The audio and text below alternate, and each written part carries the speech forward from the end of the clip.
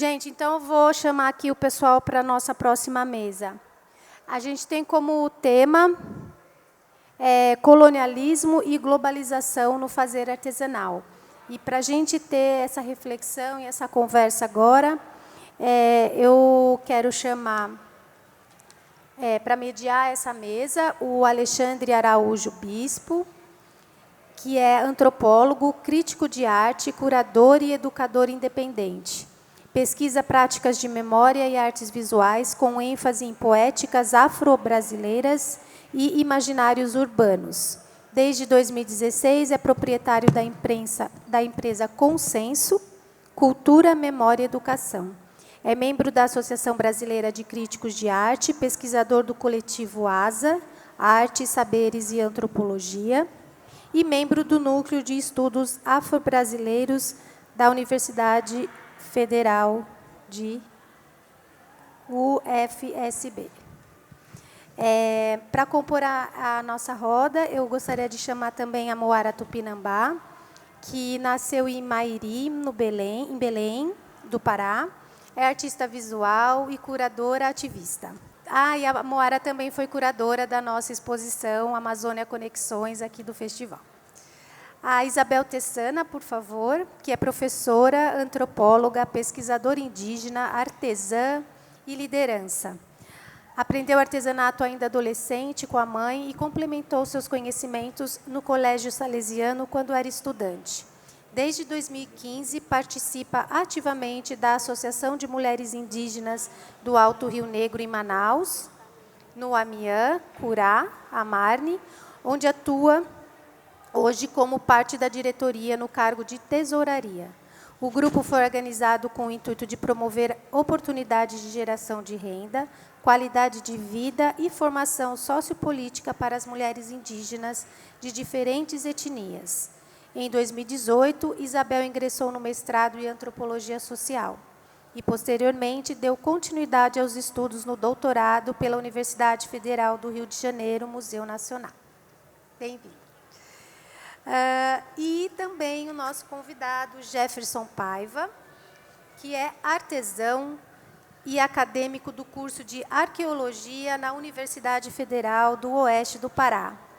Jefferson Paiva é membro da terceira geração de ceramistas da sua família e sua produção é focada em réplicas arqueológicas e peças com inspiração arqueológicas, cultura tapajônica e outras culturas antigas da Amazônia, buscando alinhar os saberes tradicionais e científico para manter viva a cultura de nossos ancestrais e transmiti-la às novas gerações. É presidente da Cooperativa de Artesãos de Santarém e faz parte do grupo de ceramistas tapajônicos e membro honorário da Academia de Letras e Artes de Santarém. Nossa, promete essa mesa, hein? Vamos lá. Gente, boa tarde. Muito obrigado, Arte Sol, pelo convite. A Carolina Hanashiro, que entrou em contato comigo e fez esse convite. A minha amiga Ilana, que sugeriu que eu viesse para cá, então, estar junto com vocês. E ao Centro Cultural, que é um lugar que eu gosto muito, eu já trabalhei aqui. Eu moro aqui perto, é um espaço muito importante na minha vida, um espaço público dos mais dignos na cidade. Deveriam ter vários centros culturais como esse em todas as cidades do Brasil, em todos os bairros de São Paulo, inclusive, e, enfim, deveriam ter lugares desse tipo no país todo, porque, inclusive, quando a gente está falando desse assunto hoje, a gente conversou muito rapidamente na nossa primeira reunião. O Centro Cultural tem um dos acervos mais importantes de cultura material do Brasil, sobre o Nordeste. Uma parte da história dos Pataxó passa pelo Centro Cultural, por questões históricas, não é? De formação de acervos, enfim. E o Centro Cultural detém aí alguns acervos muito importantes, inclusive de produção cerâmica, inclusive de produção de cestaria, de produção de traje, né, que eu acho que vale a pena que vocês conheçam. Bom, como a gente está começando a nossa conversa 1 hora depois do nosso combinado, Eu gostaria só de saber até que horas que a gente vai, tá bom? Se a gente vai até 7h30, por exemplo, é isso? Tá legal, então. A Artesol tá, a Artesol tá autorizando, tá bom? Então a gente vai aí até mais ou menos 7h30. Tá. Você acha que até 7h45 é isso? Tá bom. Até então, companheiras e companheiro, até 7h30 no máximo, a gente precisa arredar o pé daqui do Centro Cultural, tá bom?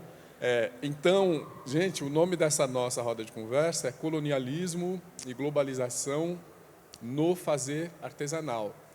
Evidentemente, aí é um tema bastante difícil, né? Acho que a colega que estava na mesa anterior falou das dificuldades de registro, das dificuldades de circulação. Nossa, fiquei ouvindo ela ali falando assim, é bastante desafiador, porque daí a gente vê a feira montada aqui, tá tranquilo, né? Tá tranquilo e tá favorável, como diz a letra de funk. Mas há um processo aí muito difícil de logística, né? E eu gostaria de começar, acho que perguntando para a Moara, e para a gente fazer um combinado aqui para aproveitar bem o tempo, vamos ter assim 15 minutos para cada um de vocês, e daí eu dou um toque quando chegar uns 10 minutinhos para fechar a fala, para a gente ter tempo de fazer uma conversa com o público. Moara, podemos começar com você? Então, por favor, querida. Se você puder já reagir a esse nome, colonialismo e globalização do fazer artesanal, eu te agradeço. Boa noite, dá para me ouvir aqui? Primeiro agradecer também a Artesol, a esse espaço também, que foi o espaço, a primeira vez que eu fiz uma exposição que eu ganhei no edital foi aqui. Então, é um espaço que eu agradeço muito, institucional, que foi muito bacana, me recebeu, essa acolhida. Agradecer também a todos que estão aqui, vamos gerar um debate, vai ser muito bacana essa mesa, todo mundo que veio também. E convidá-los também a divulgar a nossa exposição que está acontecendo, né? E marcar no Instagram, eu acho que é muito importante, né? Porque algo que a gente trouxe muito para essa exposição é a valorização do autoral, né? O autoral, né, em si. Né? Porque o artesanato, né, o fazer do artesanato, ele é muito colocado no lugar que a gente vê na nossa cabeça, ou de museu, daqueles museus, e a gente vê algo do passado, ou algo do artesão, colocar, inclusive, vir, né, para a cidade, e pelo menos é o que eu vejo em São Paulo, infelizmente, mas colocar seus artesanatos para vender no chão, num pano, né? A gente dá ver muito isso, né? Então, são várias questões, né, que dá para trazer e conversar sobre isso, de como que a gente traz o artesanato, né, para um lugar de merecimento, né, de uma tecnologia ancestral, que é sofisticada, que é milenar, e que tem toda uma construção também contemporânea, né, do fazer, de se conversar com outros povos, de construir novas ideias, né, para o artesanato. E eu acho que a gente pode conversar também um pouco sobre isso, né, porque eu acho que a globalização ela acaba implicando, né, falaram na mesa anterior sobre a questão dos canudos, né, e isso vai inserindo. Aí tem toda aquela coisa do romantismo, de se romantizar, de que não pode tocar na aldeia, não pode entrar, não pode... Como assim, né? Nós somos seres sociáveis, né? Nós vivemos uma sociedade, por que nós não podemos também compartilhar conhecimentos, trocar conhecimentos, né, entre si, e, né, construir também identidades com isso, né? Então, assim, a gente, para essa exposição, da qual vocês estão vendo aí, a gente procurou muito também falar sobre a questão do processo criativo, que eu acho que isso é pouco falado, né? Como que se tira uma tiririca? Como é o nome que falaram que é aqui? Não sei qual é o nome que é conhecido aqui, a tiririca.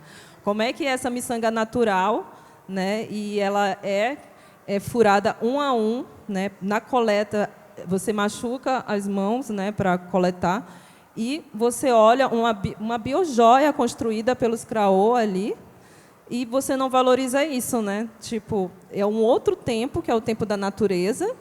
Existe uma autoria ali, porque cada mulher vai e coloca a sua impressão, o seu DNA naquele objeto criado, aquele projeto artístico criado.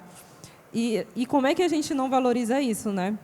Então, a gente trouxe um pouco para essa exposição como é que a gente coloca essa questão de você entender o que está por trás dessa arte criada. Então, você vai ver vídeos, né, delas fazendo, de vários coletivos fazendo, e passando também um pouquinho da cultura, da identidade deles, que são impressos nesse fazer artesanal, que eu acho que é muito importante também, né? E que, infelizmente, nesse mundo assim dessa correria louca, a gente não sabe o que está por trás, né? E o artesanato é arte, né? Como é que a gente coloca nesse lugar? Porque também tem essa questão das categorias que foram criadas, né? E é sempre a gente tenta entender assim como que tentaram sempre inferiorizar, né? Será que as obras, as cerâmicas do Tapuari não poderiam estar na Bienal de São Paulo, né? Uma pergunta aqui que faço. Como né, se vocês não poderiam estar também na Bienal de São Paulo? Por que só tirando de um museu, né? E colocando algo do passado? E quem está fazendo no presente, né? Como é que você valoriza esse artesão enquanto artista contemporâneo também? Eu acho que são umas perguntas que nós temos que fazer também para nós, assim, e entender todo esse processo, o quanto foi violento com esses povos, né, que sempre estiveram ali, né, num primeiro momento fazendo esses artesanatos na funcionalidade, mas por questões de negociações e de entender que o público se interessa pelo artesanato, começaram a fazer para vender, né?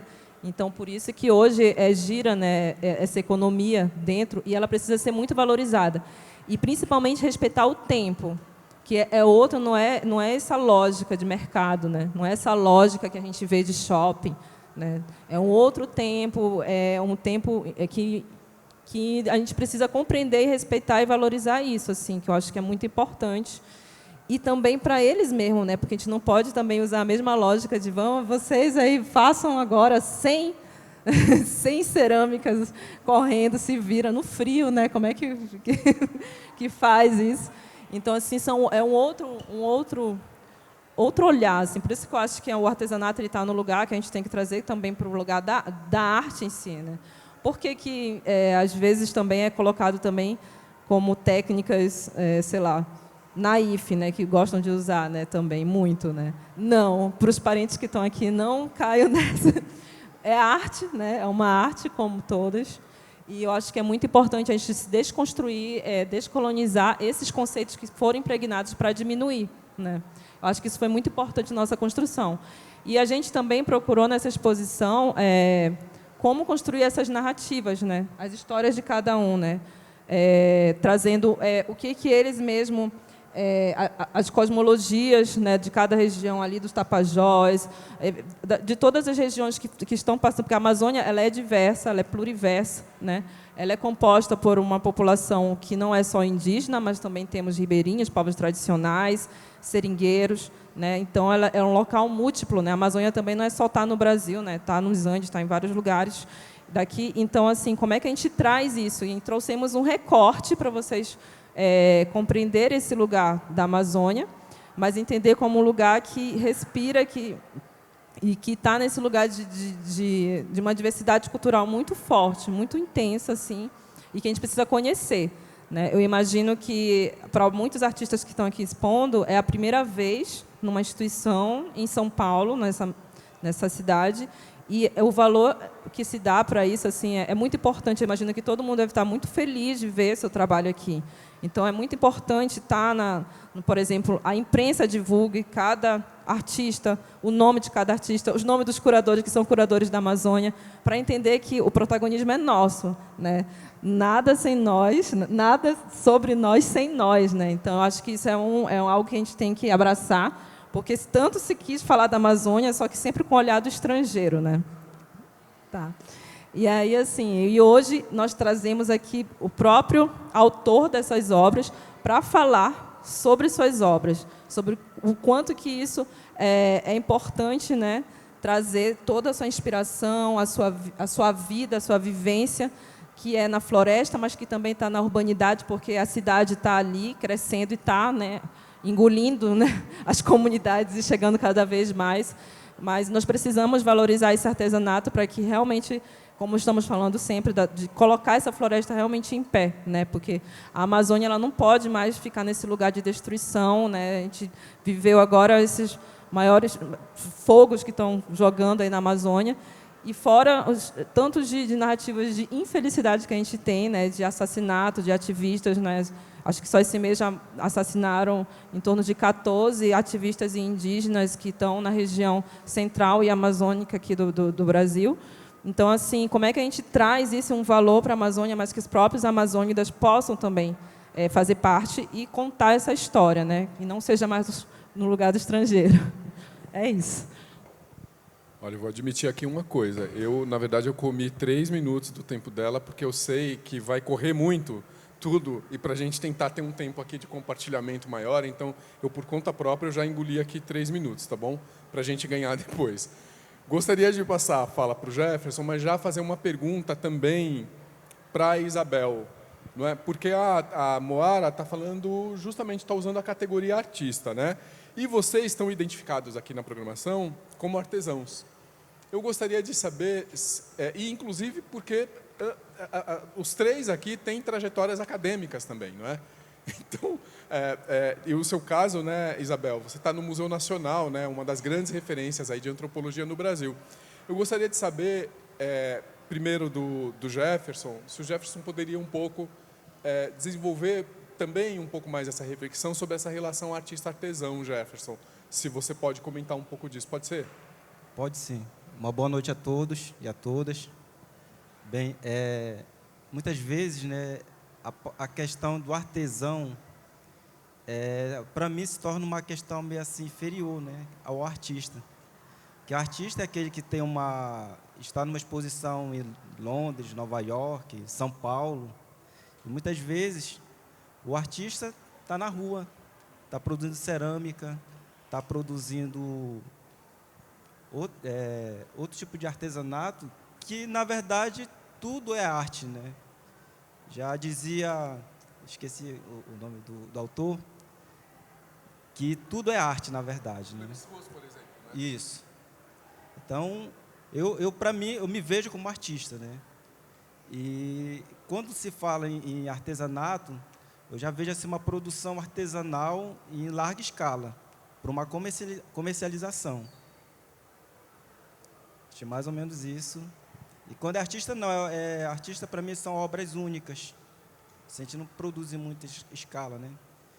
Artista, para mim, independente da posição onde ele esteja, ele sempre vai ser artista. E essa posição híbrida, artista-artesão, artista-artesão, é possível juntar as sim, duas coisas? Com certeza. Com toda certeza. Toda vez, a pessoa me pergunta muito, mas tu mora onde? Eu moro no Pará. Aonde? Santarém. Onde fica Santarém? Olha, Santarém, aqui tem um pouquinho da nossa cidade de Santarém, né? Só contextualizando. E Santarém é uma cidade que tem um pouco mais de 300 mil habitantes. É uma cidade que está situada a oeste do Pará. Alguns querem dividir o estado porque é grande, né? Território. Mas Santarém é conhecida, né? Bem conhecida pelo encontro das águas, né? Do rio Amazonas e Tapajós. E principalmente por Alter do Chão, né? Não é porque eu moro lá, mas não é toda vez que eu tenho Alter do Chão, não. Tá? Faz uns 3 meses que eu não vou Alter do Chão.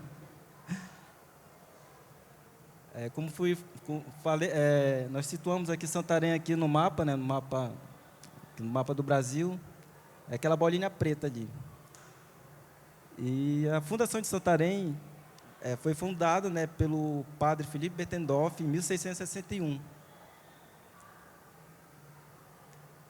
E Santarém, ela foi, em uma reportagem da National Geographic, de 2010, ela foi considerada a cidade mais antiga do Brasil. Né? Por quê? Né? Porque a gente tem essa concepção ocidental de cidade, mas quando os colonizadores chegaram em Santarém, já havia uma cidade. Santarém era estimado de mais de 10 mil habitantes na época. Né? Era o centro da civilização, centro do comércio. falava-se pelo menos 3 tipos de línguas em Santarém, na cidade do Tapajós. Tinham técnicas de mumificação. A tecnologia agrícola também era bastante avançada, tecelagem.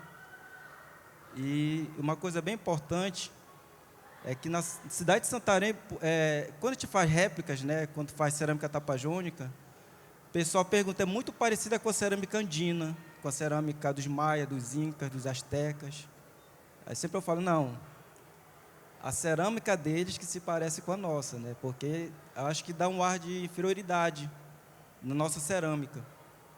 Mas estudos comprovam que a cerâmica, que a origem da cerâmica surgiu na Amazônia, em Santarém, especificamente, né, na comunidade de Taperinha, há cerca de entre 6.000 e 8.000 anos. Então, aquela região foi um centro de dispersão da cerâmica nas Américas. E o Eduardo Neves, só volte um pouquinho lá, ele deixa bem aqui no final, que eu não vou ler tudo, que fala assim, a ocupação desenfreada da Amazônia pode destruir não só o seu futuro, mas também o seu passado, né? Então, hoje nós temos uma questão está muito difícil lá, a questão do agronegócio, né?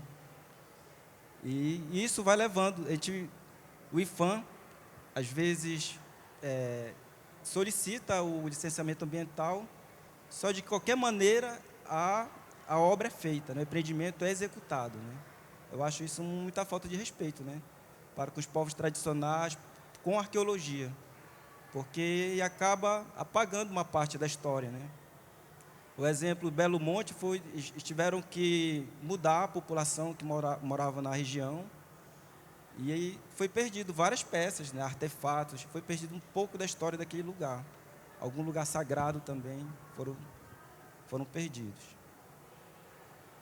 Temos também, né, uma das datações mais antigas das Américas, que é o sítio de Monte Alegre, que é o Parque Estadual de Monte Alegre, que tem essas pinturas rupestres, que tem uma datação em torno de 13.700 anos. Só isso. Aqui eu já mencionei, né, a cerâmica mais antiga, que foi encontrada no Sambaqui de Taperinha. Sambaqui, não sei se vocês conhecem, são os amontoados artificiais que fizeram de conchas, de material marinho, mais ou menos uma montanha daquela. Só que esse sambaqui é muito comum no litoral. Só que em Santarém tem esse sambaqui, né? Esse sambaqui de Taperinha. E, falando da cerâmica, né, uma das cerâmicas mais antigas, temos a cerâmica do ano 1000, que estourou ali naquele período uma série de produção cerâmica. Cada etnia produzia um padrão de cerâmica. Aí daí surgiu os Tapajós, produziam a cerâmica tapajônica. Os Marajoara produziam a cerâmica marajoara. Assim por diante. Cerâmica Cunani, Maracá. E aqui, essa primeira cerâmica lá é uma cerâmica aristé. A de baixo Marajoara, os outros três são tapajônicas. E falando um pouquinho, né, sobre essa produção, a gente tem que deixar bem claro 3 aspectos, né, da cerâmica, sobre a cerâmica arqueológica, que são a cerâmica arqueológica, as réplicas artesanais e a cerâmica com inspiração arqueológica. A cerâmica arqueológica é aquela cerâmica que foi achada realmente em contexto arqueológico. Essa cerâmica foi testemunha, né, do passado, ela viveu ali aquele período. Só que agora foram encontrados por arqueólogos, encontrada em Santarém, a gente pisa literalmente nos cacos de cerâmica, né? Então, essa cerâmica é a cerâmica arqueológica. As réplicas artesanais são já a reprodução dessas cerâmicas.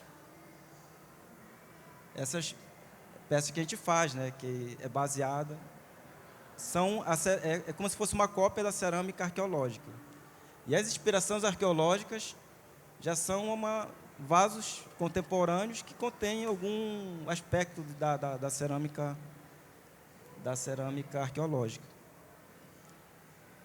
Aí, falando sobre globalização, a questão museal ela é muito fechada, né?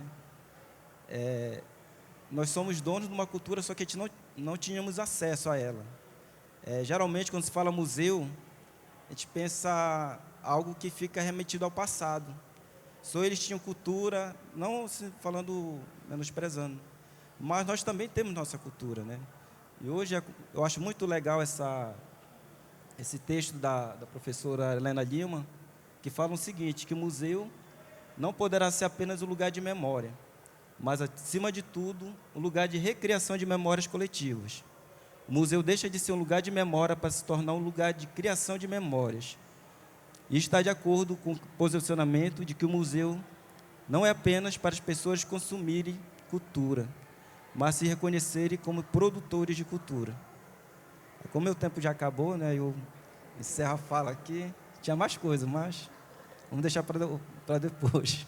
Que bom que você tinha mais coisas, porque vai dar tempo, hein? Vai dar tempo de trazer mais coisas. E você ainda tinha, mas acabou, 1 minuto. Na verdade, tinha alguns segundos. Isabel, é essa pergunta, né, Isabel? Quer dizer, como é que você reage num primeiro momento aí a essa noção de artesão e artista? Acho que está funcionando tudo tranquilo e favorável para você. Fique à vontade, por favor. Boa noite. Porangapituna, na minha língua indígena, Ingatu. Na língua tucana, ela não existe, a gente só fala em Unti. Então, para não fugir do tema, né, que nós somos artistas criativos no pensamento também, eu preparei a minha fala nesses 2 caminhos que nós temos, né, para discutir. O colonialismo e globalização no fazer artesanal. O termo colonialidade vem sendo trabalhado na América Latina a partir do debate sobre a relação colonização e modernidade, iniciado por Aníbal Quijano, e na mesma articulação por outros e outras autores e autoras nomeados decoloniais, como deles Henrique Dussel, Arthur Escobar, Maria Lugones, entre outros. Segundo estes autores e autoras, ou pelo menos a maioria deles e delas, a colonialidade foi o que possibilitou e guiou o colonialismo político-administrativo, bem como confirma, articulando outras formas de dominações eurocêntricas, mesmo com o fim deste último. A colonialidade seria outra forma de colonialismo, o colonialismo do imaginário, do social, das relações de produção, da cultura e dos conhecimentos. A colonialidade é consequência, é um modo mais geral de dominação e em um mundo atual, uma vez que o colonialismo, como um poder político, foi destruído. A colonialidade, como bem destacam os decoloniais, é o que move todo o processo de colonização na modernidade e não se interrompe mesmo com desta última. Não obstante, cabe acentuar que metafisicamente a colonialidade, ao mesmo tempo em que adentra e perpassa, também antecede a colonialidade. A colonialidade atravessa toda a metanarrativa do Ocidente e se reverbera nas mais variadas e micro-relações. Se, por um lado, a colonialidade atua como populações tradicionais, atua como Ocidente, que a letra é bem miudinha, né? A colonialidade atua como populações tradicionais. A colonialidade é a força dos brancos ao longo da história da metafísica ocidental. A colonialidade é a força do movimento histórico do Ocidente, enquanto força metafísica, já como na barbarização dos persas e dos outros povos não gregos, na imposição do monoteísmo judaico-cristão, na helenização alexandrina do mundo, no expansionismo romano, na absolutização do cristianismo, na política das cruzadas, na expansão marítima europeia do século XIV a XVII, no surgimento, no desenvolvimento e expansão do capital, no paradigma epistêmico resultante da Revolução Científica, no estabelecimento do sujeito do conhecimento, na configuração e domínio do Estado-nação, no racionalismo, empirismo moderno, no esclarecimento,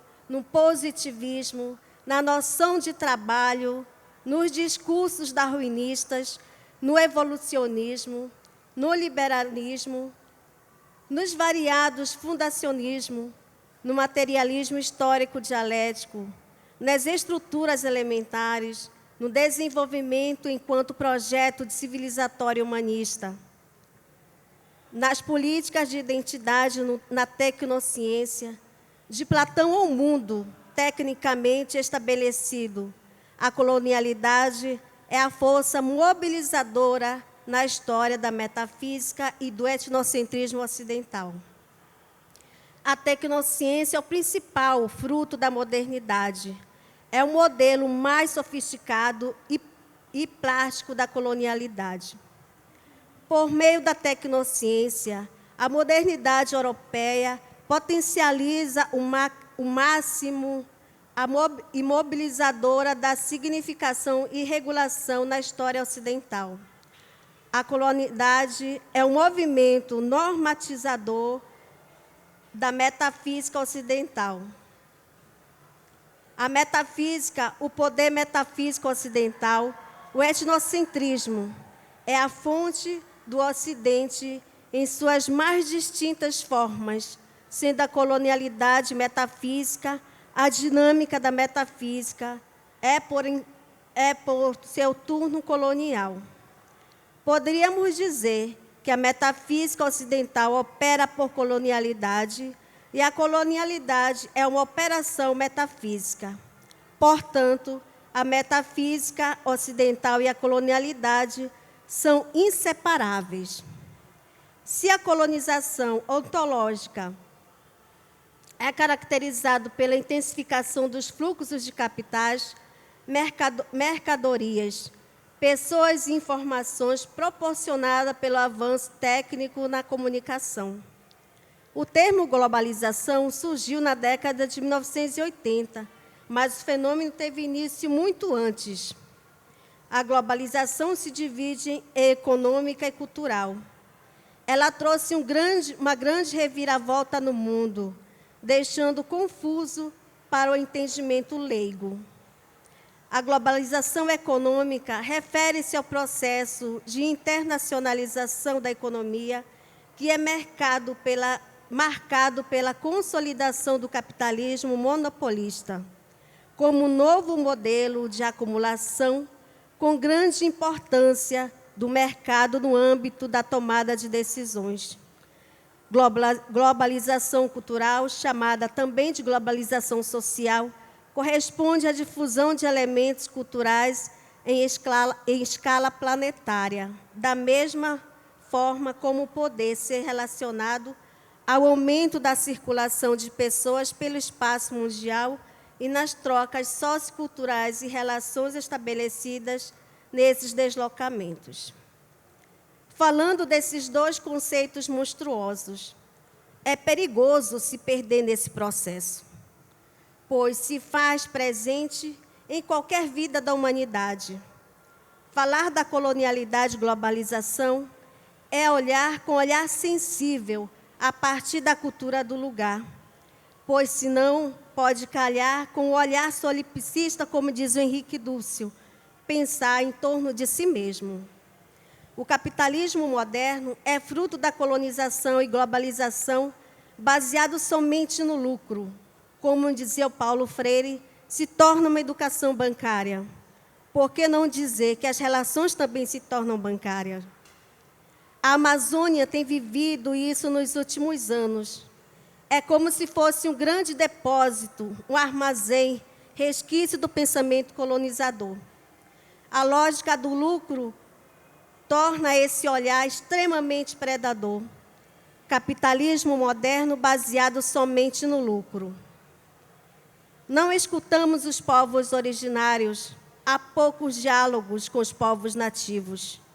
Como dizia o grande autor Manuel Levinas, é preciso se colocar no lugar do outro, tal como ele é. O mais próximo possível, quando se fala da relação da coletividade, que é a ideia do bem viver, que é a Amazônia e seus povos. Hoje, no Amazonas, existe um movimento de voltas e diálogo com suas próprias identidades, a partir de vozes e olhares do próprio lugar. Ajudar entre si com seus conhecimentos tradicionais são responsáveis, porque tudo é coletivo, inclusive nas relações ambientais e na defesa das florestas. Digo isso porque nós, mulheres indígenas do Alto Rio Negro, em Manaus, vivemos nesse lugar, e esse lugar se chama AMARNE, Associação de Mulheres Indígenas do Alto Rio Negro, em Manaus, no Miancurá. Saímos das nossas aldeias, mas as nossas aldeias jamais saíram de dentro de nós. Mas com o mesmo objetivo,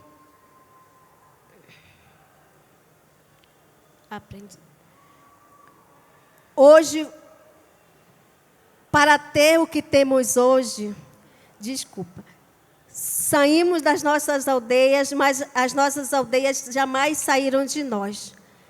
Somos Dessana, Tucano, Mirititapuia, Wanano, Arapaço, Baré, Carapana, Tuiuca, Piratapuia, Tariano, onde aprendemos a lutar juntas.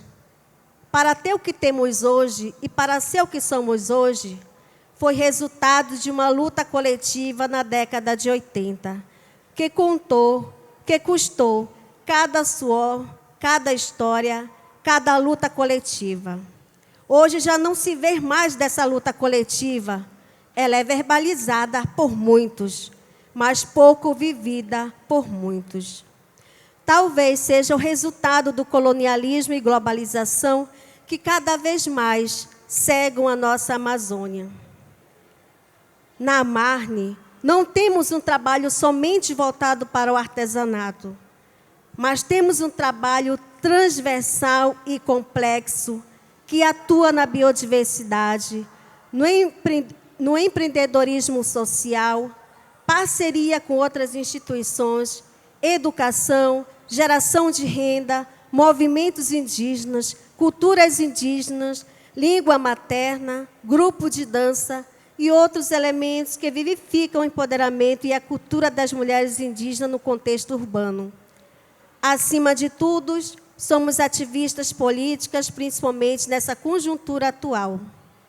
Celebrar os 35 anos é olhar para trás com gratidão por toda a trajetória que nos antecederam, as nossas ancestrais.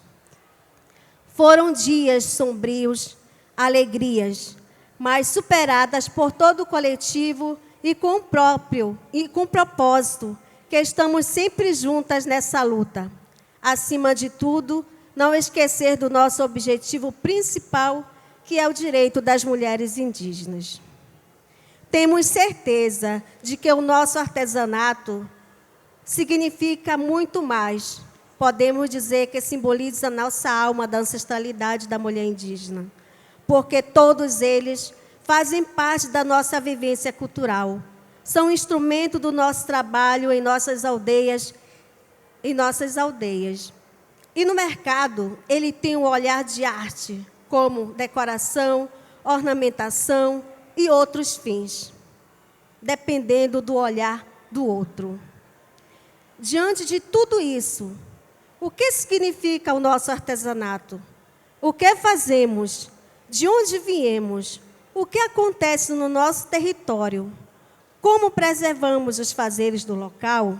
Quem vai responder para vocês é um pequeno vídeo que vai ser apresentado agora.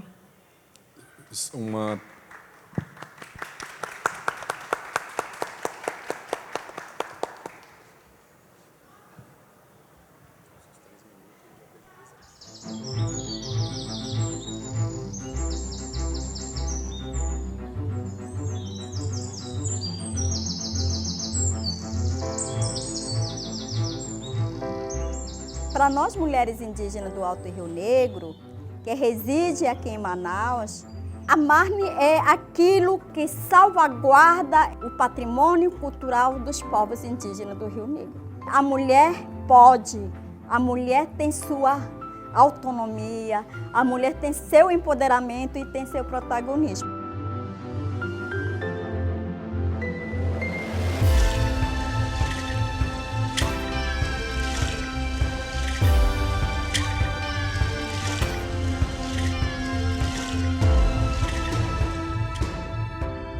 Aqui eu aprendi muita coisa. Eu me orgulho como uma mulher indígena. Se reúne aqui, um monte de gente que você conhece. A gente tem que gostar do que a gente está fazendo. E fala a nossa língua, a nossa escultura, né? O que eu não sabia, agora eu sei fazer. E agora eu estou muito animada. Nem todo mundo ajuda, nem todo mundo sabe o que a gente passa dentro de casa. Então ela traz uma alegria, para o outro lado vem trazer emoção. A Marne representa um projeto coletivo.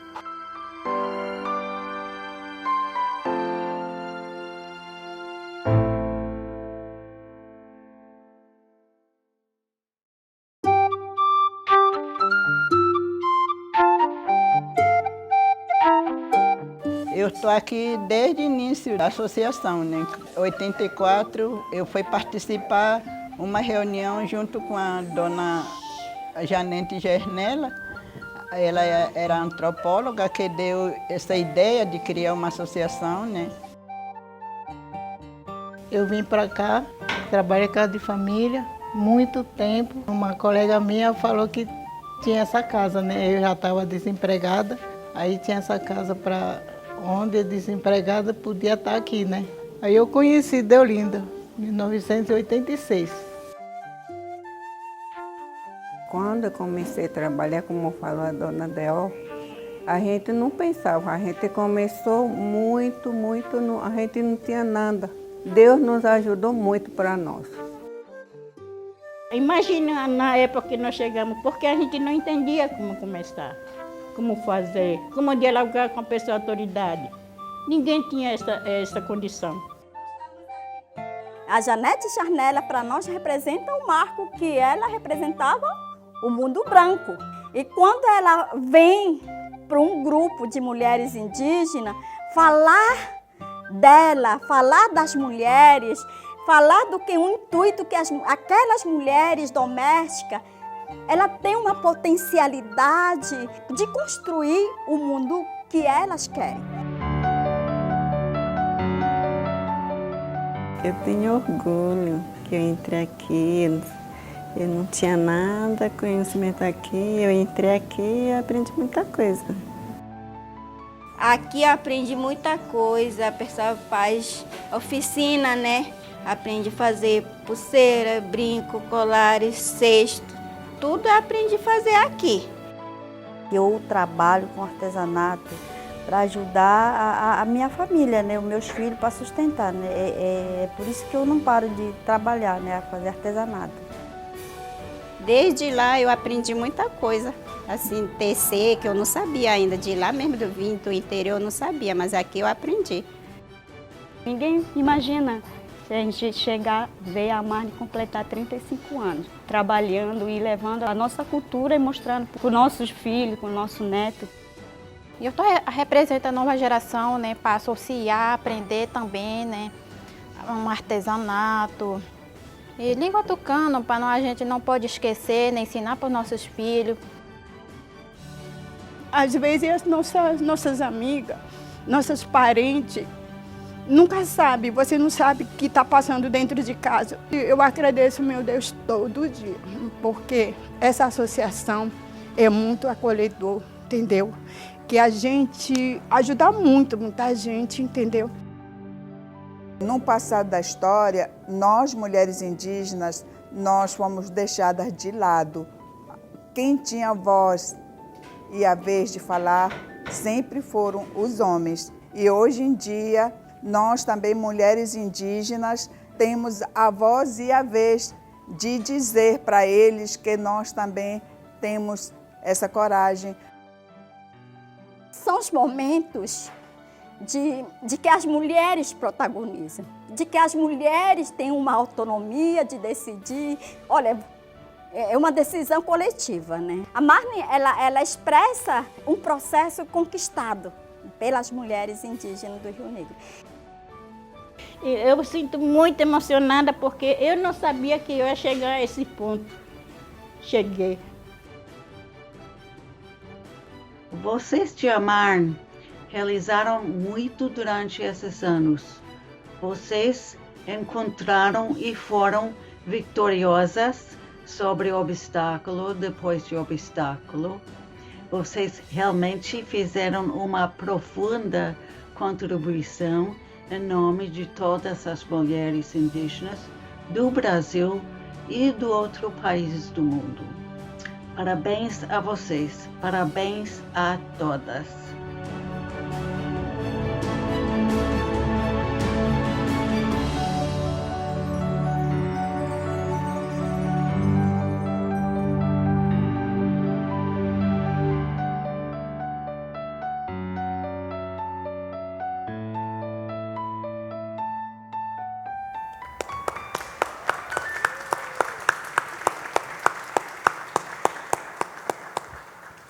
Muito interessante como a Isabel respondeu à pergunta do artista e do artesanato, né?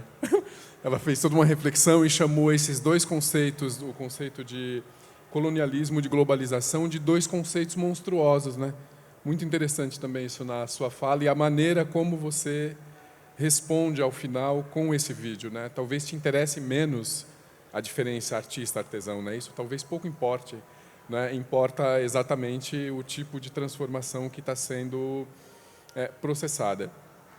Gente, assim, bom, eu como antropólogo teria uma série de perguntas, né, porque afinal vocês sabem esse jogo da antropologia, né, de convivência com quem é diferente da gente. Mas eu acho que antes de tudo, de eu tentar fazer qualquer pergunta aqui, eu queria saber do público, se o público tem pergunta a fazer para os nossos convidados.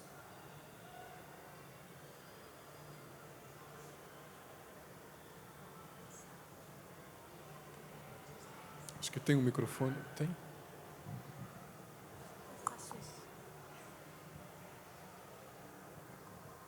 Boa noite, eu agradeço que tenha tanta gente borbulhante, assim, né, efervescente nessa mesa de vários lugares da Amazônia, né, apontando os vários pertencimentos. E o que me vem assim da fala, que é a paisagem que me faz, né, que me traz do Rio Negro, desde a parte mais ocidental até mais para cá, chegando, né, na Marajoara, na Tapajônica, na cerâmica tapajônica, do universo feminino, né, que do Rio Negro, e da multiplicidade de grupos étnicos. Me parece que isso conseguiu entrar num diálogo único ali, né, da realidade que é participada, né, também da necessidade, me parece, de sair da aldeia, de ter que ir para Manaus. Aí eu gostaria, assim, da diversidade que é chegar numa cidade, numa urbanidade, e como é que é esse resgate. Tem muita coisa, né, que me ficou assim uma interrogação, né, porque são 35 anos, né, de história, e aí vem várias gerações, né? Tanto é que uma das pessoas que trazem aí a fala, né, fala que é da nova geração. E aí eu gostaria de saber se tem mais material, como que a gente fica conhecendo mais do trabalho. Achei muito interessante, né, trazer o universo também ali da questão do desgaste, né, da Amazônia, que a Amazônia Ocidental sofre, né, na sua morfologia, toda essa questão do desmatamento, das queimadas, né, mesmo da hidrelétrica. Isso também afeta, né, e muito, né, nos afeta aqui. Se chega a nuvem escura aqui, imagina para quem está ali no cotidiano, né? Então essa é uma realidade para a gente que às vezes fica só como é que eu posso dizer, na grande mídia. A gente não sabe como é que está ali na pele, vivendo aquilo cotidianamente, né?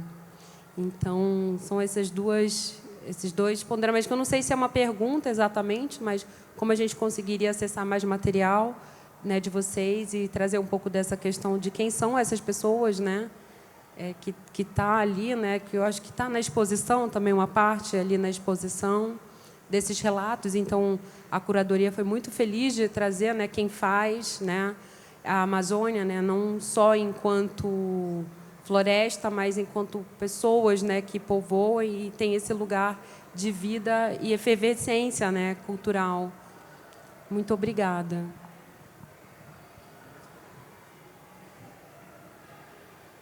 Quem quer comentar primeiro? Eu vou trazer bem sucinto, tá? Assim, algo breve. O que vocês viram foi resquício da ditadura militar, da exploração doméstica na época, né? Então, o que nós conseguimos desconstruir a colonização do pensamento colonizador com nós, mulheres indígenas, foi algo assim, um processo lento, né? Por isso que eu digo, o que somos hoje, o que temos hoje, foi um processo de desconstrução da colonialidade imposta pelos... Vocês devem conhecer a história antiga, né? Então, é uma desconstrução da história que foi imposta para nós. Foram mulheres, muitas delas foram estupradas, muitas delas foram exploradas de maneira assim, muito triste, né?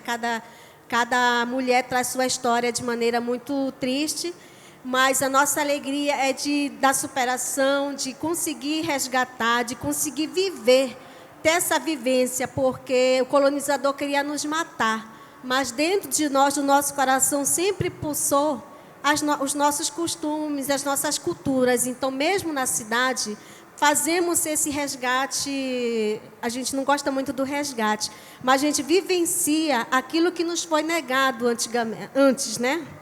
Então, isso é muito realizador para nós que estamos nessa nova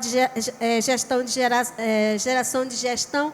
A Marne passou por muitos desafios e hoje ela tem possibilidade de ajudar outras associações de base. A Marne foi uma mãe para muitas organizações no Brasil. Ela abraçou muitas lideranças indígenas, um deles foi Ayrton Krenak, o Gessen Baniwa, a própria FOIRN. Quem criou a FOIRN foi a Marne, a Associação de Mulheres. Depois da FOIRN veio a COIAB. Então, a Marne sempre foi esse berço para todas as organizações no Brasil, né? Então, quem quiser conhecer um pouco sobre nós, um pouco sobre a Marne, né? Tem vários artigos escritos por vários antropólogos. A Marne já deu títulos de mestres e doutores para muita gente, porque muitos escreveram sobre ela, muitos pesquisaram sobre ela. Então, quem quiser conhecer, tem muitos artigos e vídeos no YouTube também que falam sobre a Marne, né? Então, tem vários, alguns, nem tanto, né? Porque agora aqui a nova geração está entrando nas redes sociais. A gente tem as nossas redes sociais também, que foi criada há um ano atrás. Assim, tem pouco material, porque a gente sempre foi restringida a qualquer informação, né? Então, hoje a gente já busca esses registros e a gente passou por muita coisa. Passamos pelo caos, passamos por tudo, mas sobrevivemos. Somos a resistência, por isso que a gente sempre diz. Obrigada.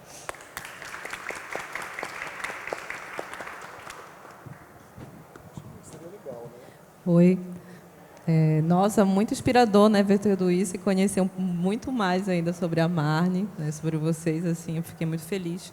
É uma inspiração a Marne também, a gente também, nós indígenas que estamos na cidade já, em contexto da cidade, né, a gente também se organiza, nós temos uma organização que você pode procurar, que é a Associação Icaquara, né, lá a gente também reúne indígenas em contextos tanto urbano quanto também alguns povos que estão também na aldeia e que nós que estamos na cidade precisamos também, né, nos unir, ficar atentos. E aí o celular está aí, né, a internet, então a gente usa como arma, né, essas tecnologias para poder denunciar o que acontece na floresta e o que também está acontecendo em todos os lugares, né? Estão matando ativistas em São Paulo, enfim. Então, assim, as violências, elas são presentes. A Amazônia, ela tem uma história de violência, né? Até pelo nome, né? Que o nosso nome também nem era Amazônia, mas tudo foi imposto, né, pelos colonizadores. Mas é uma história de superação, como você trouxe sua história aqui, e como as várias histórias que estão aí expondo, né? Porque eu chamo que isso tem que ser reparação histórica já, né? Porque o tanto que já exploraram e veem a Amazônia como um tapete verde, né, e que não tem pessoas, que não tem cultura, identidade, memória, e que você pode chegar lá, né, e roubar as terras. Então, assim, a Amazônia não é isso, né? É como a gente tem falado tanto, ela é pluriversa, né? Ela é constituída por toda essa cultura, toda essa história. Então, assim, vocês merecem muito, assim, sabe? Eu falo para vocês, merecem muito mais que aqui, assim. Quando eu falo Bienal, porque vocês estão nas bienais, assim, de Sydney. Então, assim, é muito, muito importante. Eu fico muito feliz. Eu acho que nós todos temos que nos unir, né, de forma colaborativa, respeitosa, respeitando o falar, ouvir mais também, ouvir mais e construir juntos, né? Que eu acho que isso que é importante, né? Quando vem essas pessoas que estão ali na Amazônia, estão passando por todas essas violências que estão acontecendo nesse território, né? Eu já não estou mais lá, mas voltarei em breve para Santarém. E eu imagino o quanto deve ser difícil estar lá, né? Porque não por que a gente tem que ter essa exposição aqui em São Paulo? Porque não pode ser lá em Manaus, sabe? Ou lá em Belém, ou lá no Santarém também. Já deixo a dica aí para os patrocinadores para levar isso também, porque lá a gente tem sede disso, a gente quer também, né? Quem não quer também estar ali ver uma exposição desse tamanho, uma feira desse tamanho, né? Então é isso, assim. Vou passar para ti, você quer falar também? Jefferson. Bem,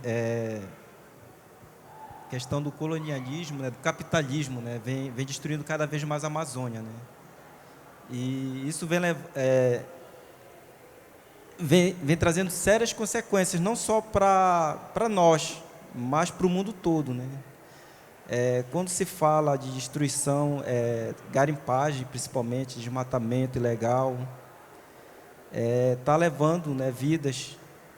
E ontem a gente estava falando sobre isso, sobre a relação, né, o que o artesanato tem contribuído para a preservação da Amazônia, né?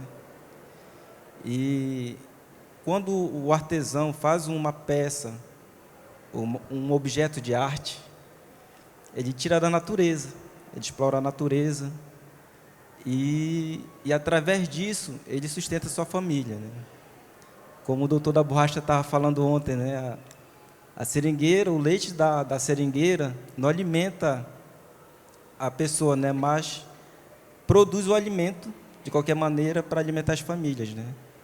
Então essa questão toda, assim, é uma coisa muito complexa, né? Que precisa ser vista, olhada, né? Porque é muito fácil às vezes a gente olhar de fora, mas quem está sentindo realmente na pele a dor, e muitas vezes a gente não consegue falar, né?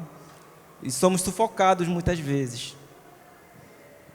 Prova disso, né? Eu estou concluindo, né, a arqueologia e já fui convidado a fazer alguns licenciamentos, participar de licenciamentos. Teve uma obra de uma construção, pavimentação de uma estrada, uma rodovia, que me pediram, né, para fazer um levantamento. Eu falei, olha, tem material arqueológico lá, vai ter que fazer todo um processo. Ele falou assim, olha, tu fazendo licenciamento ou não, já está decidido que vai sair a obra, né?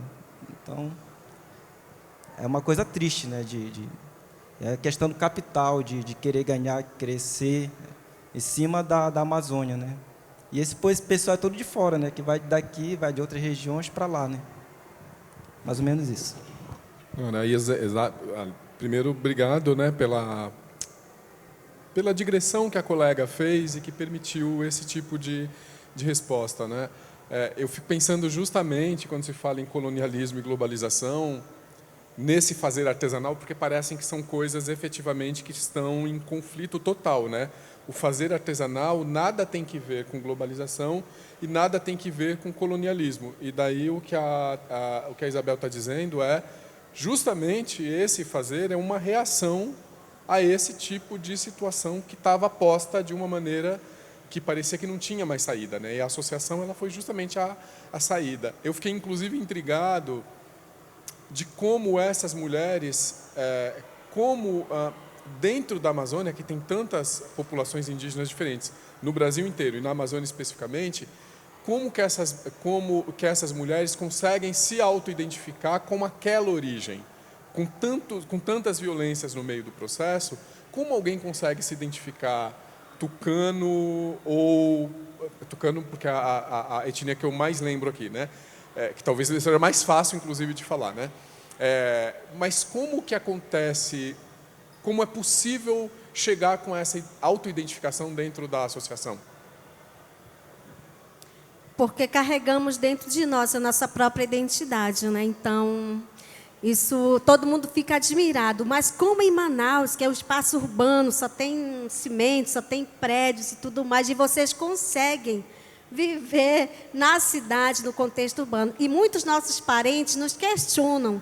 Às vezes eles pensam que as políticas públicas elas só devem acontecer nas aldeias. Mas na cidade tem também povos indígenas vivendo na cidade. Porque se nós não gritarmos dentro da cidade para as políticas públicas acontecerem nas aldeias, então não tem sentido assim gritar por todos, né? Então, a nossa luta hoje é ter políticas públicas para os povos indígenas que vivem na cidade, porque a nossa identificação está dentro de nós. Então, é muito fácil. Hoje, com as mulheres, nós fizemos um trabalho com elas, porque o artesanato é como se fosse algo totalmente inferior. É como se fosse, assim, não vale nada.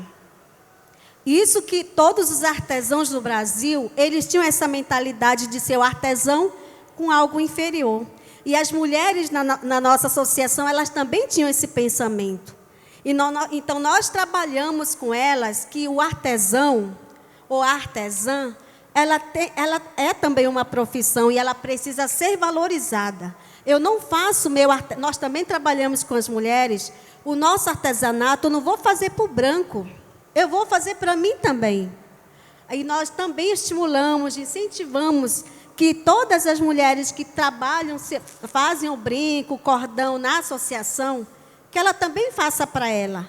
Não tem lógica, a gente conversava, não tem lógica de fazermos brincos de tucum, o branco usa e eu uso o brinco da Romanel. Uso o brinco não sei de quem. Aí nós conversávamos na roda de conversa, isso não tem lógica. Vamos desconstruir, vamos usar o nosso brinco, né? Vamos usar o nosso cordão, colar, né? Tudo bem, pode dizer uma vez ou outra. Então, precisa do diálogo dentro do grupo de mulheres.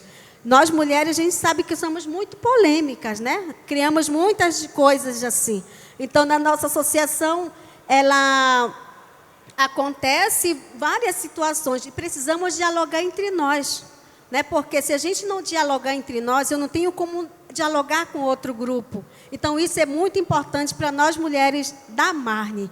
Precisamos, se o governo do Estado não possibilita as políticas públicas, eu, como coordenadora, no momento, como liderança indígena na Marne, eu tenho que procurar meios, estratégias, para eu trabalhar com as mulheres na minha organização. Porque se esperar pelo governo, se esperar pela prefeitura, se esperar pelos outros parceiros, a gente não vai ter. Então, hoje, temos esse diálogo entre nós, traçamos os nossos objetivos, tanto que quando o parceiro chega, a gente já tem a nossa proposta, a gente procura sempre esses caminhos, porque a gente acredita muito que nós, mulheres, somos capazes, né? Então, o diálogo e o coletivo, ele é muito trabalhado entre nós.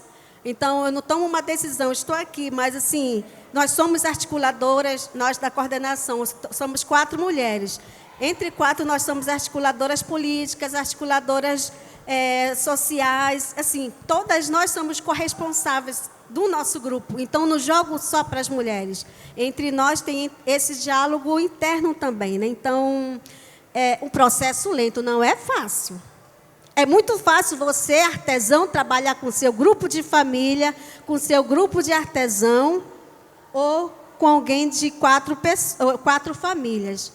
Mas o desafio é você trabalhar com 80 mulheres, sendo 30 artesãs de 10 povos. É um desafio para nós e que onde nós também aprendemos. Eu, Isabel Dessana, né? A gente aprende com as mulheres também, porque a minha voz, porque senão a gente vai trazer sempre a questão do colonizador, globalização. Então, nós precisamos entender esses dois mundos. Eu não posso só entender o colonialismo, a questão do poder, a economia, né? Só de querer ter dinheiro. E outra questão também nós trabalhamos na nossa associação. De que maneira que o meu artesanato, aqui está tendo exposição, né? Será que eu só quero lucrar? As minhas danças. Nós temos um grupo de dança que se chama Yorkoteronomia. A minha dança, será que é só para lucrar?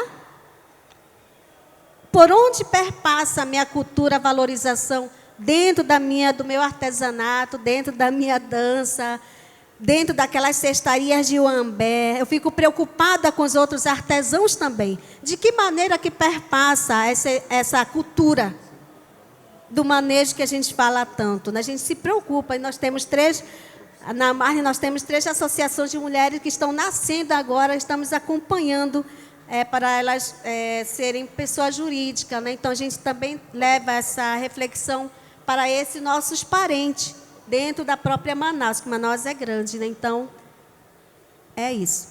Maravilha. Eu gostaria, a gente tem ainda alguns minutinhos, enfim, uns 10 minutinhos no máximo, e perguntando para as nossas chefes aqui, se pode ser. Tudo bem? Mais 10 minutos? Porque eu sei que o Centro Cultural tem espetáculo aqui mais tarde, então tem um regime aqui dentro do Centro Cultural que tem que terminar no horário. Mas eu gostaria de fazer uma pergunta para o Jefferson, depois eu gostaria de fazer uma pergunta para a Moara. Desculpa, eu gostaria, mas eu gostaria de saber se vocês têm alguma pergunta, tá bom? Por favor.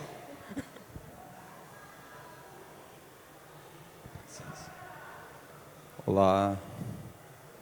Na verdade, não é uma pergunta. Dona Isabel, eu acho que você veio aqui hoje buscar uma palavra de força. Eu posso estar errado, mas eu acredito. E eu queria te dizer que você levasse uma palavra daqui da cidade. Fé. Fé e fé. Porque nós vamos construir essa ponte. E vai chegar muita coisa para vocês lá. Mas também é necessário que vocês tenham muita fé. Tudo bem? Muito obrigada. E amor. Obrigada. Muito obrigada. A gente está sempre de braços abertos para acolher tudo de apoio. A colega aqui vai fazer uma pergunta. Obrigada.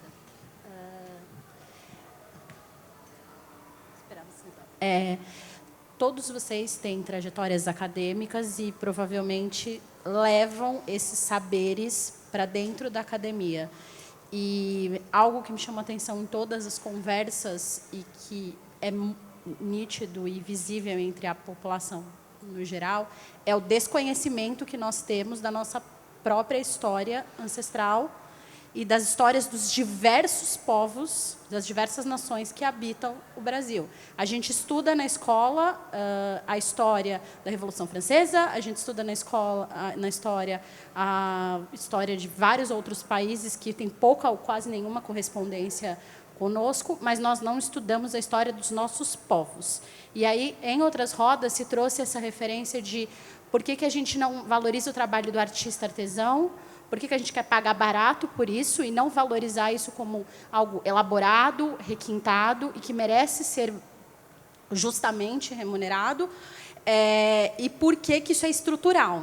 A gente tem todo um contexto em que assim, a gente não estuda a nossa história, a gente não conhece o valor e a importância daquele trabalho, no caso dessa roda, do artista artesão que produz e materializa muitas vezes todas aquelas histórias. E aí eu queria saber como é para todos vocês que estão nessa trajetória acadêmica, que tentam levar essa história, se existe de fato uma receptividade do mundo acadêmico em ter um espaço para que as pessoas contem a história dos seus próprios povos, para que a gente, de fato, conheça a nossa história e também para que a gente possa valorizar hoje esse artista artesão, porque a gente sabe o valor que ele tem de fato e o quanto ele é importante para o nosso país. Gente, olha só.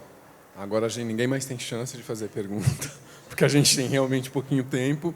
Um comentário só sobre essa questão do artesão e do artista. Existe um texto clássico do Lévi-Strauss, chamado A Ciência do Concreto, e o Lévi-Strauss dissolve completamente a diferença entre artesanato e arte. Por que o Lévi-Strauss dissolve nesse texto dele? Porque o Lévi-Strauss fala assim, tanto o artesanato quanto a arte são expressões de pensamento. Como seres humanos pensam em quaisquer sociedades humanas, não há diferença entre essas coisas, são atividades de pensamento. Muitas vezes a gente fala de artesanato como algo desvalorizado e a arte como algo muito valorizado. Só que a arte é algo muito valorizado, eu estou falando de coisas excessivamente valorizadas, um Van Gogh que custa milhões, por exemplo. Aquilo é um exagero, aquilo é exacerbação total. Aquilo são pessoas muito ricas que manipulam um sistema de circulação de objetos e dizem que arte é algo que vale milhões. O problema é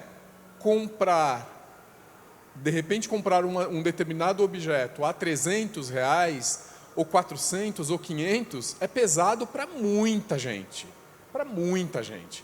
Porque esse dinheiro não é disponível, assim, esse dinheiro não é um dinheiro fácil, não é?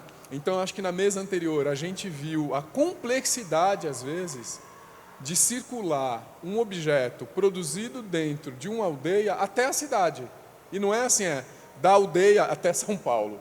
Às vezes é de uma aldeia muito afastada até a cidade de Santarém. Já é um pouco complicado. Quem dirá aquilo vir de transporte de avião até São Paulo? O preço daquilo vai ficar muito mais caro.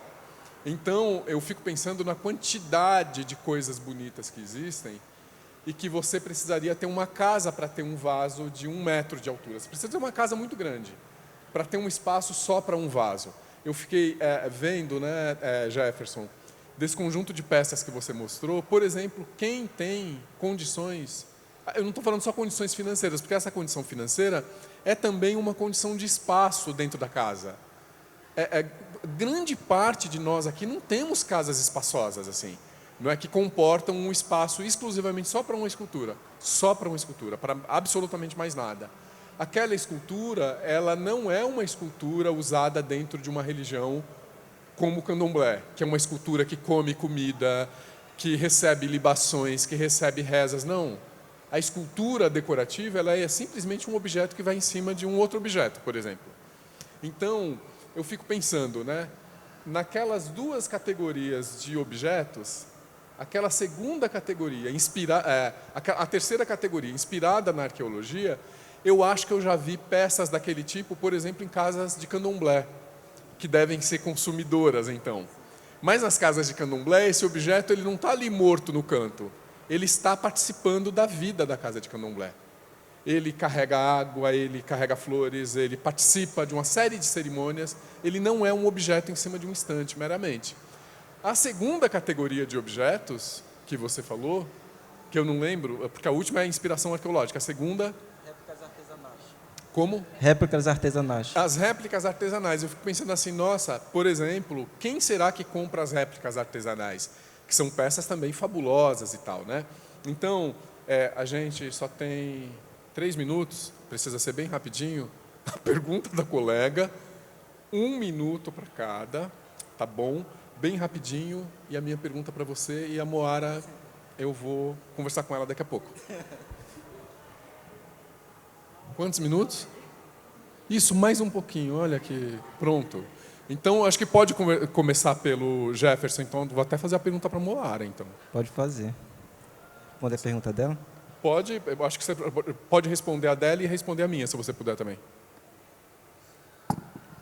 Esqueci a pergunta. Ixi. Não, então a minha você esquece, a minha não tem importância, tá? Responde a dela.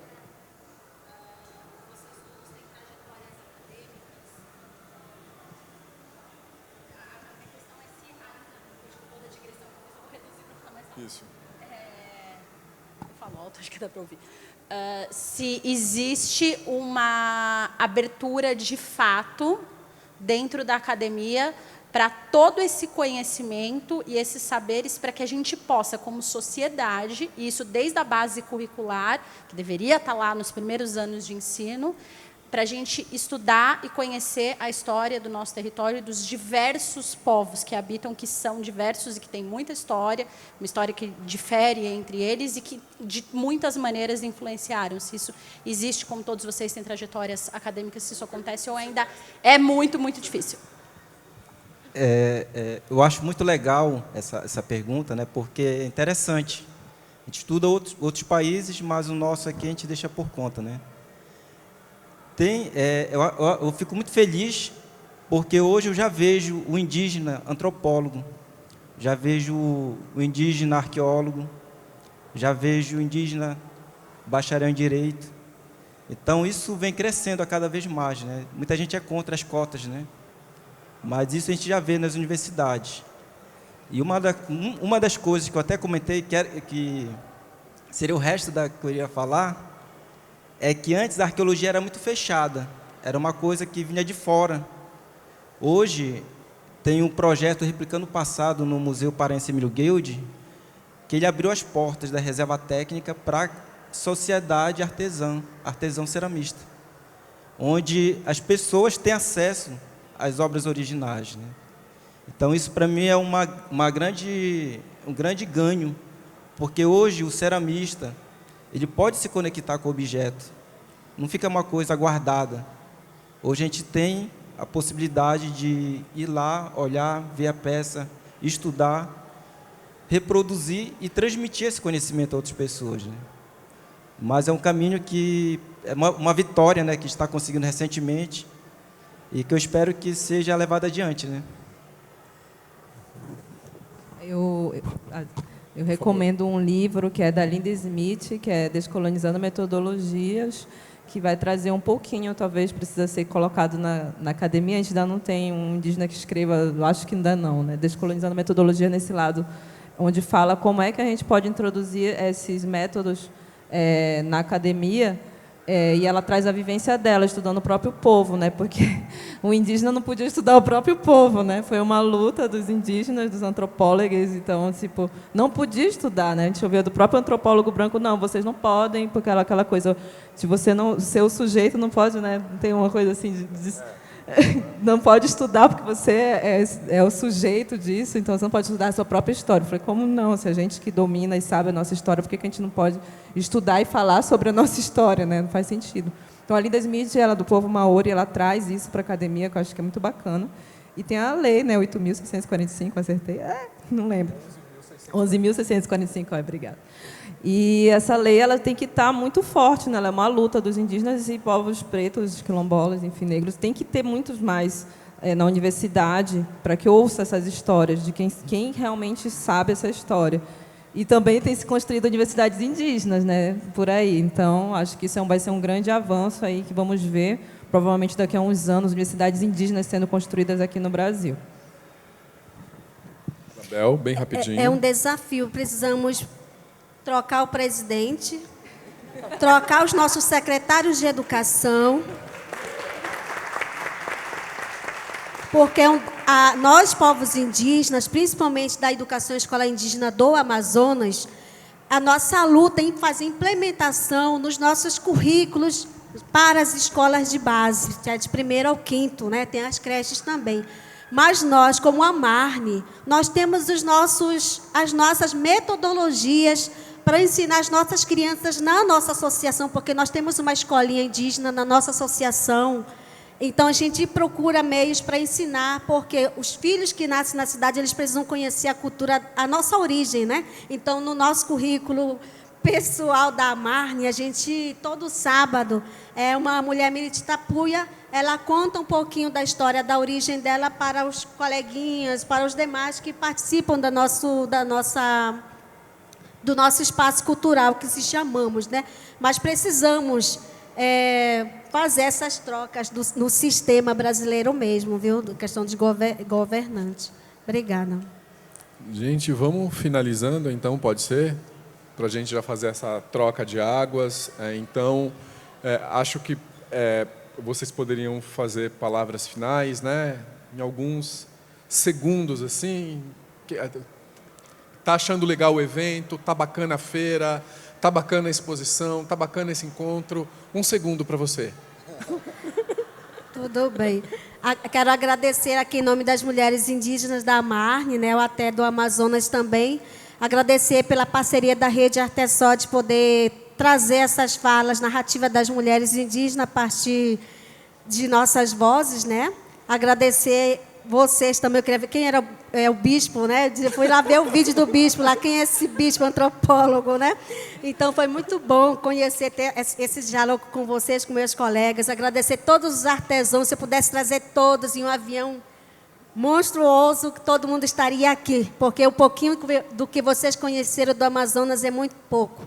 Mas agradecer imensamente a cada uma da equipe da Artesol, porque foi um trabalho, não foi fácil, é um trabalho coletivo que requer muita coisa, né? A gente sabe um pouquinho desse trabalho. Então, agradecer a todos que estão até agora escutando as nossas vozes. Vocês já estão cansados, né? Então, muito obrigada de coração. Eu vou voltar para a minha associação, para as aldeias que a gente está nas associações de base com as mulheres, levar essa riqueza, dessa escuta e dessa convivência desses dias aqui em São Paulo.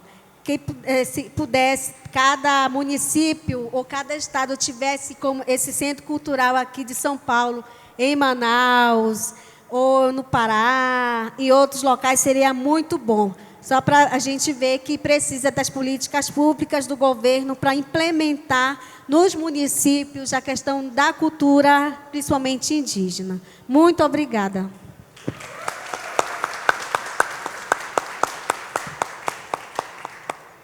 Bem, eu só venho agradecer, né, a Artesol por dar essa oportunidade de mostrar um pouquinho da nossa floresta, um pouquinho da nossa vivência, um pouquinho do nosso viver, né? E em nome, né, dos ceramistas tapajônicos, eu gostaria de agradecer a todos pelas palavras de incentivo, né, pela força que tem nos dado, né, porque é difícil a gente viver isolado. Muitas vezes tem gente que pensa que o artista quer só o dinheiro, né? Mas não, uma palavra de força, uma palavra de ânimo, vale muito mais que dinheiro, né? E quando eu cheguei aqui, eu me senti abraçado, né? E eu fiquei muito feliz, porque eu imaginava que as pessoas eram tudo assim, meio chatas, né? Então, são pessoas que a gente abraçava e... Nossa, eu estou muito feliz, muito emocionado, né, com esse momento. E eu vou levar isso para o nosso grupo, né? Eles me pediram, ó, tira foto. Então, a gente está tirando, está compartilhando. Então, muito obrigado.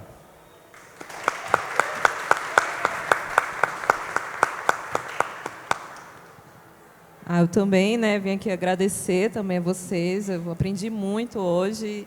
Agradecer a todo mundo que está aqui também assistindo. E a Artesol, a Rede Artesol também ter dado essa oportunidade, esse espaço, né, de nós estarmos aqui.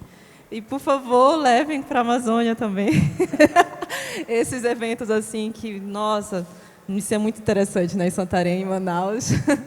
Mas, assim, agradecer mesmo, está muito lindo, assim, está tudo muito incrível a exposição, assim, foi muito trabalhoso, foi um trabalho coletivo, assim, gigante para que isso acontecesse da forma como está agora. Para quem não conhece a exposição, ir lá, vai dar uma olhada, não sei se já fechou, mas tem todos os dias aí para vocês verem, né?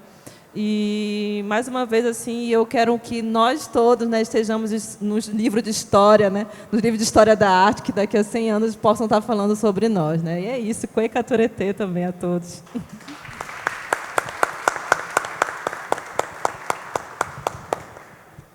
Olha só, o bispo, né? Tem um provérbio iorubano, dito por uma mãe de santo baiana, já falecida, que ela diz o seguinte: se sua língua se tornar uma faca, cortará a sua boca. Então, bom, eu só tenho a agradecer vocês.